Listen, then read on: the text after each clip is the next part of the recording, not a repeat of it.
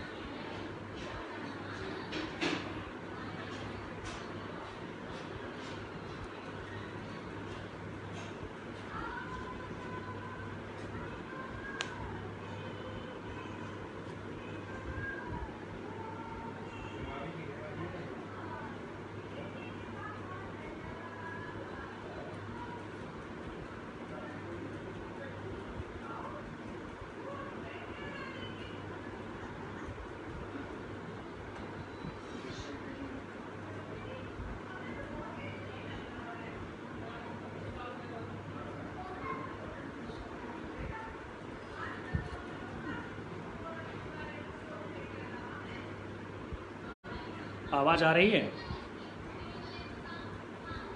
कृपया कमेंट करके बताइए आवाज़ आ रही कि नहीं आ रही। सभी साथी जुड़ जाइए और मेरे इस लाइव को शेयर कर दीजिए। जितने भी ग्रुप जहाँ कहीं भी हों, स्पेशली जो बीएड के ग्रुप हैं, बीएड के कैंडिडेट्स हैं, वहाँ तक ज़रूर शेयर कर दीजिए। सभी साथियों को नमस्कार।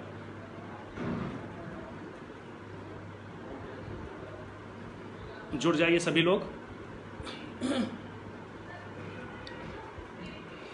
अभी 9 बजे से पंकज वर्मा जी जो हैं वो लाइव आएंगे। उनके पास में जो भी आरटीजीएस किया गया है हरीश साल्वे सर को, जो भी हिसाब किताब है, जिस डेट में भी पूरा अकाउंट स्टेटमेंट है, पूरे अकाउंट स्टेटमेंट की कॉपी वो दिखाएंगे आपको। और फिर भी यदि उनमें से कुछ लोग ऐसे हैं जिनको यदि भरोसा नहीं हो रहा है तो वो व्यक्तिगत लखनऊ आकर के देख सकते हैं। एक एक स्टेटमेंट, एक एक हिसाब, आरटीजीएस की जो स्कैन कॉपी है वो भी रखी हुई है टीम के पास, वो सब मिल जाएगा आपको। तो चूंकि कल माहौल जो था काफ़ी गर्म था, पूरा दिन तो हम आप लोगों को अपडेट देते रहे, लेकिन उसके साथ साथ भी जो भी हुआ उस सच्चाई से भी रूबरू कराते रहे। और मुझे लगता है कि सच्चाई जो होती है वो इस कलयुग में बोलने वाला नहीं है, क्योंकि सच कड़वा होता है और उसे सुनना कोई पसंद नहीं करता है। चूँकि मैं एक ऐसा इंसान हूँ कि मुझे भी अपना आत्मसम्मान प्यारा है, जैसे कि आप सभी को प्यारा है। यदि आपने 2000, 4000, 5000 का अब तक टीम को सहयोग किया है, आप धन्य हैं। आपने टीम पर यकीन किया, भरोसा किया। अभिनव दीक्षित जी आज कमेंट ऑफ नहीं करेंगे, क्योंकि जिसको जो भी बोलना है वो बोल सकता है। फिलहाल नकारात्मक कमेंट जो भी करेगा उसके लिए फिर हम उसी हिसाब से हैंडल करेंगे। तो जिसने भी, हेलो मैम, जिसने भी जैसे भी टीम को सहयोग किया है, टीम पर विश्वास बनाए रखा है, वो काबिले तारीफ रहा है और हम उनके लिए प्रतिबद्ध हैं। टीम कहीं भी पीछे नहीं हटी है, टीम अंतिम समय तक संघर्ष करेगी। अब हम बात करते हैं सबसे पहले कि जैसे आप सभी साथियों ने सहयोग किया और आप ही सभी साथी कह रहे थे कि सर हरीश साल्वे को आप लाइए, चाहे जैसे लाइए, टीम सहयोग करेगी या हम सभी सहयोग करेंगे। तो सभी साथियों के कहने पर ही हम लोगों ने हरीश साल्वे को अप्रोच किया और हरीश साल्वे जी 2 मैटर पर बोलने के लिए उपस्थित हुए थे। एक तो बीएड का मुद्दा था और एक कट ऑफ मुद्दा था। आइटम नंबर 7 पर बीएड का मुद्दे को डिफेंड करने के लिए आए थे और कट ऑफ मुद्दे पर आए थे 90-97 को बचाने के लिए। अब हम बात करते हैं, जब वो 90-97 को बचाने के लिए आए थे, बीएड के मुद्दे पर भी आए थे, तो आखिर आए और वहाँ पर उपस्थित हुए तो क्या सिचुएशन हुई कि उन्होंने आर्गूमेंट नहीं किए। ये सारे चीज़ें आपको पता चल गई होंगी कि जैसे ही हरीश साल्वे सर आए थे, ललित सर कोर्ट में बैठने वाले थे और ललित सर ने उनको देखा और बोला कि mister Salve, I am feeling that you have appeared earlier in such kind of the matter, do you think? तो हरीश साल्वे सर ने कहा कि my lord, I am not aware of that fact, मुझे जानकारी नहीं है। और उसके बाद उन्होंने यही कहा कि आज मैं केवल पेटिशनर्स को सुनूंगा। जैसा कि जब उन्होंने ये कहा कि पेटिशनर्स को सुनूंगा, तो वहाँ पर सॉलिसिटर जनरल भी बैठे थे, मौजूद थे और हरीश साल्वे भी मौजूद थे। अभी तक कुछ टीम के ऊपर आरोप लगा रहे थे कि साल्वे के चेंबर से पता चला है कि हरीश साल्वे को टीम ने हायर नहीं किया है। जब हरीश साल्वे हायर हुए उसका तो हम खंडन करते रहे कि नहीं सही है, टीम ने हायर किया है, टीम गलत नहीं बोल रही है, तब तक तो लोग सेटिस्फाई थे। लेकिन उसके बाद में फिर लोगों ने आरोप लगाना क्या शुरू किया कि हरीश साल्वे आए और वहां पर बैठे नहीं और चले गए। भाई ये बताइए, हर मुद्दे पर आपको तकलीफ है। पहले तो साल्वे आ नहीं रहे थे, तब साल्वे को हायर कर लिया और टीम ने उनको लाके खड़ा कर दिया वर्चुअल कोर्ट रूम में, तब आप लोगों से नहीं बना तो अब गलत गलत अफवाहें भी फैलाना शुरू कर दिए। चलो ठीक है, मानते हैं कि तुमने जो भी कहा, सब कुछ कहा, वो ठीक है। अब हम बता रहे हैं कि कोर्ट की सिचुएशंस कैसी है और कैसे हमें हैंडल करना है। चूंकि अभी विपक्ष के ही आर्गूमेंट हो रहे हैं, जैसे डिवीजन बेंच में जब आर्गूमेंट होते थे तो हम लोग घबरा जाते थे कि यार फैसला 40-45 पर आ जाएगा, हम हार जाएंगे। तो ऐसी स्थितियां, ऐसा नहीं कि ऐसी स्थितियां हैं वो शिक्षा मित्रों को जीत गए या उनको सब कुछ मिल जाएगा। यहाँ पर हमें लड़ना होगा, अपनी बात को कहना पड़ेगा, और अपनी बात हम तभी कहेंगे जब हमारे पास मजबूत अधिवक्ता हो। अब 2 मुद्दों पर आए थे हरीश साल्वे सर, तो निश्चित ही फंड जो था हमारा 2 मुद्दों के लिए उनके पास गया था और अप्रॉक्स 27 लाख तक उनके पास पैसा गया था। दोनों मुद्दों के लिए जब हमने हायर किया था, दोनों मुद्दों पर, आइटम नंबर 7 पर भी और उसके बाद जो हमारा कट ऑफ मुद्दा था उस पर भी।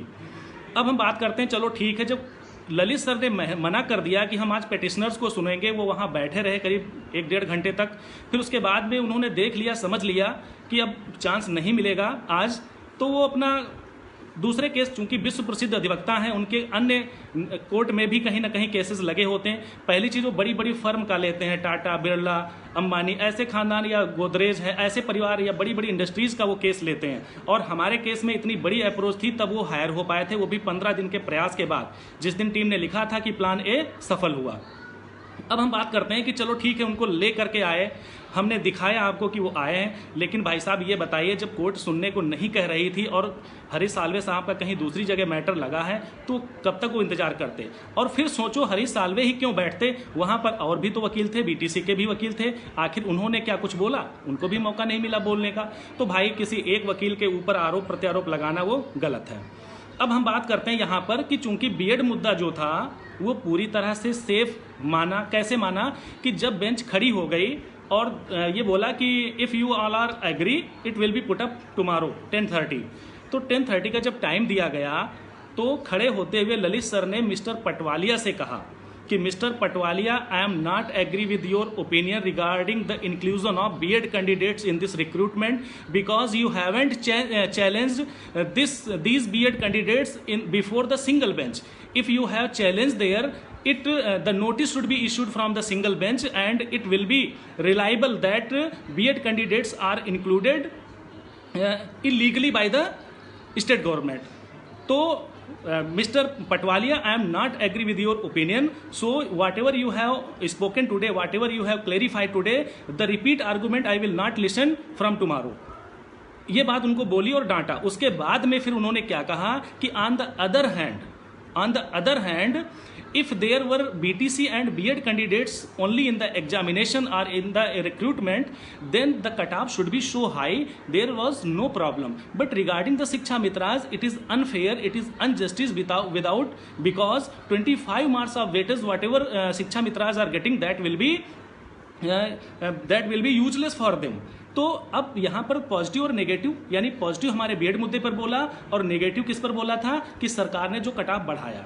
अब यहाँ पर ऐश्वर्या भाटिया मैडम थी वहाँ पर मौजूद, उन्होंने कहा कि my lord, I have a proposal, I want to discuss, kindly give me 5 minutes.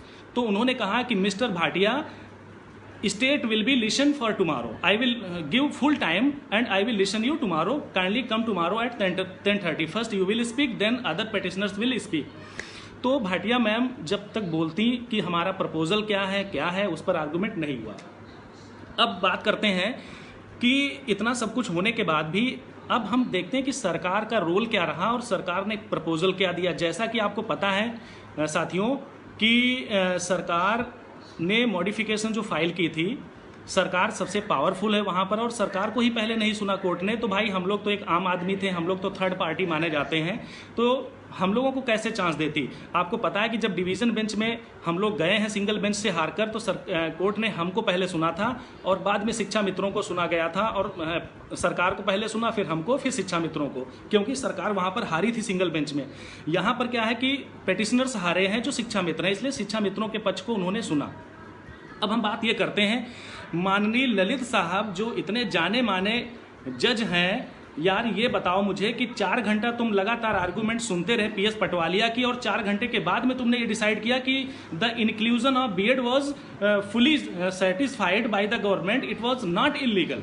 यानी तुमने 4 घंटे आर्गुमेंट करने के बाद ये समझा कि बीएड को तुमने सिंगल बेंच में चैलेंज नहीं किया था, इसलिए जो है बीएड को बाहर नहीं किया जा सकता, बीएड पर आप बहस मत करिए। क्या ये बात 10 मिनट या 20 मिनट के आर्गुमेंट के बाद भी तो आप बोल सकते थे कि आपने सिंगल बेंच में बीएड को चैलेंज ही नहीं किया है, तो फिर यहां मुंह उठा के क्यों चले आए हो, क्यों 4 घंटे बर्बाद कर रहे हो बीएड मुद्दे पर।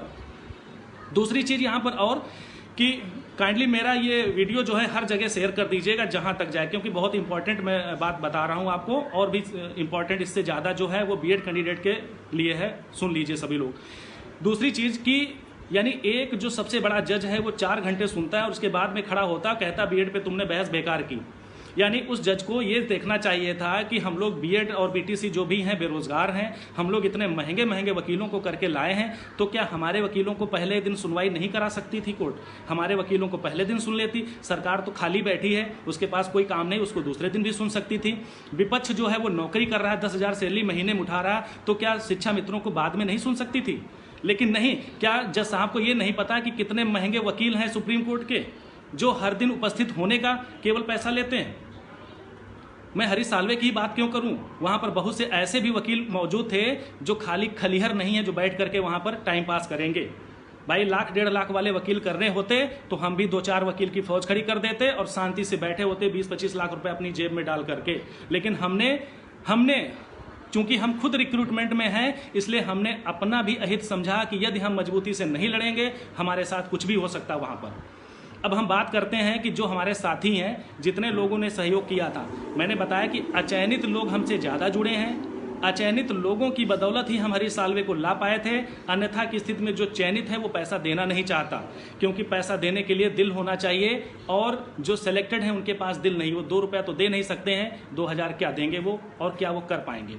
आज रिजवान अंसारी की टीम हरीश साल्वे का नाम लेकर के पैसा ले रही है, लोगों से चंदा ले रही है कि उधर हरीश साल्वे हैं, कभी भी किसी भी मोमेंट कुछ भी हो सकता है, कुछ भी हो सकता है वहां पर। इसलिए ये मान के मत चलो कि हम जीत गए, हरीश साल्वे हैं उधर, इसलिए टीम को सहयोग करो। हरीश साल्वे की काट बना के रखनी है, हमें तैयारी करनी है। फिर भी हम आपसे ये नहीं कह रहे हैं कि हम हरीश साल्वे को अगली तारीख पर ला पाएंगे, क्योंकि हमारे पास कोई फंड नहीं है, और ना ही हम आपसे फंड की अपेक्षा भी करते हैं, और ना हम आपसे कहेंगे कि भाई आप फंड दीजिए हमें कोई आपसे पैसा नहीं मांगना। लेकिन आपको क्लेरिफाई करना बहुत जरूरी था कि टीम ने इस जैसी सिचुएशन में भी दिल्ली से लेकर कोरोना जैसी महामारी में दौड़ दौड़ करके जो भी कार्य किया, जो भी किया, फेलियर वाले लोग ही जो हैं वही उचकते हैं, कूदते हैं, क्योंकि उनका चैन नहीं। वही लोगों को चंदा चोर भी कहेंगे, वही लोगों को गुमराह भी करते हैं, वही टीम पर उंगलियां भी उठाते हैं, क्योंकि उनका कहने का मतलब है कि भर्ती किसी तरीके से पूरी ना हो। अब हम बात करते हैं कि भाई बीटीसी के जो कुछ तथाकथित नेता बने हैं नवचयनित, यहाँ पर बीटीसी सदस्य जो हमसे जुड़े हैं वो मेरी बात का कतई बुरा ना माने। हमारा किसी बीटीसी कैंडिडेट से मतभेद नहीं है, हमारा मतभेद उस व्यक्ति से है जो बीच में डिवाइड एंड रूल की पॉलिसी यूज करता है, फूट डालो और राज करो। एक तथाकथित नेता हैं जो कानपुर के हैं, उन्होंने सबसे पहले पोस्ट डाली कि हरीश साल्वे जो है वर्चुअल कोर्ट रूम से गायब। भाई 90-97 डिफेंड करने के लिए हम हरीश साल्वे को ले गए थे, आप खुशी मनाने के लिए पोस्ट कर दिए तुरंत कि हरीश साल्वे जो है कोर्ट रूम से गायब है। शर्म आनी चाहिए आपको कि आपको ऐसी बातें कहनी चाहिए। 90-97 डिफेंड करने के लिए अगर हरीश साल्वे खड़े थे तो चयन तो आपका भी होना चाहिए था, चयन तो आपका भी होता ना। तो आपको ऐसी पोस्ट डालने से पहले एक बार शर्म करनी चाहिए थी कि आपको ऐसा नहीं लिखना चाहिए था, क्योंकि वो आपके भी लिए बोलते और हमारे लिए भी बोलते। कल बीएड के आर्गुमेंट जो भी होते रहे, क्या बीटीसी के किसी नेता के जो वकील थे वो बीएड मुद्दे पर ऑब्जेक्शन किए? नहीं किए ना। जब बीएड मुद्दे पर पूरी बहस हुई 4 घंटे, तो बीटीसी के किसी भी वकील ने ऑब्जेक्शन क्यों नहीं किया कि बीएड मुद्दे पर क्यों बहस हो रही है, कटाव मुद्दे पर होनी चाहिए? लेकिन किसी भी बीटीसी के वकील ने यह ऑब्जेक्शन नहीं किया। यह बात मैं इसलिए कहना चाहता हूं कि कुछ तथाकथित नेता जो कहते हैं कि सभी टीमों के पास पर्याप्त फंड है, किसी को चंदा न दें, तो मैं उनसे पूछना चाहता हूं कि भाई 1.5 लाख के वकील लेकर के गए थे, तो तुम्हारे पास तो पर्याप्त है, हमारे पास नहीं है, तो ठीक है, हम नहीं मांगेंगे, ना किसी से लेंगे। लेकिन एक बात मैं और बता दे रहा हूं कि बीएड वहां से तो बाहर नहीं हुआ है, लेकिन जिस प्रकार से सरकार ने एक प्रपोजल दिया है कि मेरे पास 51,000 पद बचे हुए हैं, उन 51,000 पदों पर हम शिक्षा मित्रों को समायोजित कर देंगे या रख लेंगे।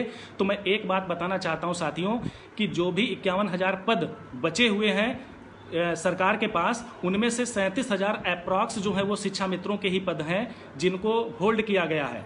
अगर सुप्रीम कोर्ट ने कहा कि ये 37,000 पद ही हमें चाहिए, इनको 69,000 में ऐड कर दीजिए और कट ऑफ 40-45 कर दीजिए, तो ये मैं बताना चाहता हूं साथियों, ऐसी सिचुएशन में सारा का सारा 45,000 शिक्षा मित्र, 90,000 बीटीसी क्वालिफाइड है, जिनका गुणांक एकेडमिक में ज़्यादा है, ये पूरी सीट खा जाएंगे। बीएड कैंडिडेट वहाँ से ना ही बाहर हुआ तो यहाँ से तो 100% ही बाहर हो जाएगा। ये बात आप सोच लीजिए। और यही बीटीसी के कुछ तथाकथित नेता चाहते हैं कि बीएड की तरफ से कोई वकील ना हो वहाँ पर और कोई बहस भी ना करे, जिससे अगर 40-45 भी कट ऑफ हो जाती है तो बीएड जो है वहाँ से अगर नहीं बाहर हो रहा है सुप्रीम कोर्ट से, तो कम से कम जब 40-45 कट ऑफ होगी और 37,000 उन पदों को इसमें जोड़ा जाएगा, लगभग 1,08,000 पद हो जाएंगे। और 1 लाख, आपको ये नहीं समझना है कि 51,000 पद जोड़े जाएंगे, क्योंकि 37,000 पद होल्ड हैं, केवल 37,000 ही पद उसमें जोड़े जा सकते हैं, क्योंकि इससे ज़्यादा किसी अन्य को वहाँ पर कोर्ट ऐसे नौकरी नहीं देगी। इसके लिए हम लड़ेंगे, जो हमारे 22,000 अचयनित हैं तब उनके लिए भी कोर्ट देगी उसी में से। लेकिन पहले जो है इस रिक्रूटमेंट को करने के लिए भाई 37,000 वो पद और प्लस ये जो हमारे 69,000 इनको जोड़ा जाएगा, तब लगभग 1 लाख और 1,07,000-8,000 के अप्रॉक्स पद बनेंगे। नमस्कार साथियों, सुप्रीम कोर्ट में हुई सुनवाई का साथ बीएड लीगल टीम विनय प्रताप सिंह के द्वारा